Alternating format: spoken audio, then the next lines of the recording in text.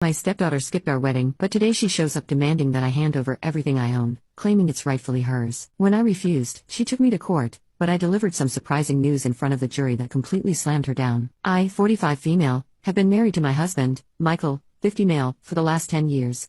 We were both in our early 30s when we first crossed paths at a local art gallery.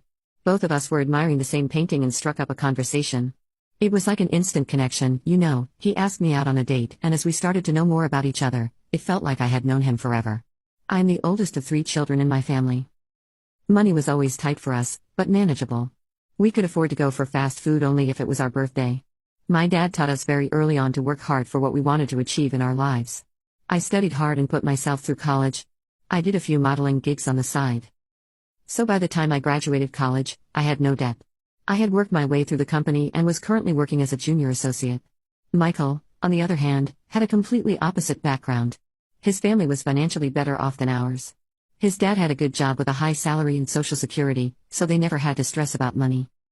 Michael's parents could afford to cover all his college expenses. Thanks to his dad's influential position at his company, Michael got an internship there. From there, he worked hard to build his own path in the company through dedication and effort. Although Michael and I came from 2 different worlds, we shared the same passions for art and music. This is what made us fall in love with each other. Mark had a 17-year-old daughter from his previous marriage. His daughter, Candace, never really liked me from the beginning. She never seemed to warm up to me and often refused to engage with me whenever we met. It felt like she somehow held me responsible for her parents not being together, even though I met Michael long after his divorce was completed with his ex-wife. I understood her feelings and tried to give her the space she needed to come to terms with our relationship.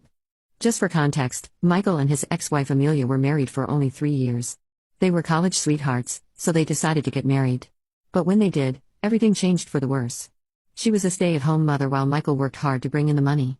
One day, Michael returned home from a work trip earlier than planned, only to discover her in bed with his best friend, Tom. This was an incredibly difficult time for Michael as he lost the 2 most important people in his life on the same day. The betrayal by Amelia had left him shattered. In the aftermath, he made the painful decision to file for divorce.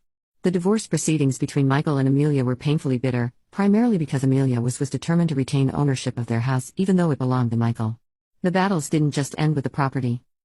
They extended into a challenging custody dispute over Candace as well. Due to Amelia's infidelity during their marriage, the judge ultimately didn't grant her ownership of the house, but did grant both parents custody, ensuring that Candace would continue to have a connection with both of them. Amelia's anger over not acquiring the property festered. And over the years, she manipulated Candace's feelings, turning her against her father.